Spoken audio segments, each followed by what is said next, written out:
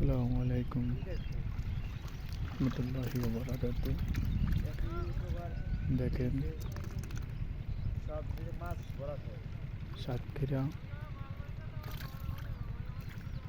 মাছ ধরার জন্য সবাই প্রস্তুত। কীভাবে মাছ ধরে দেখেন, দেখেন বড় বড় মাছ, মাছের চাষ করে। দেখছেন সুন্দর মাছ।